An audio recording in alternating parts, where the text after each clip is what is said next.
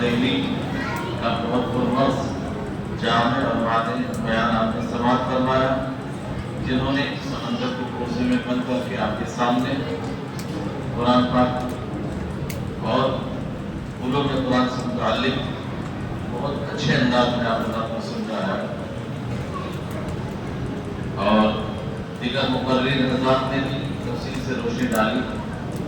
اصل منشا اور مقصد یہ ہے کہ جو آپ حضرات یہاں پر تشریف فرما رہے ہیں، میں آپ سب کو بھی اور بطور خاص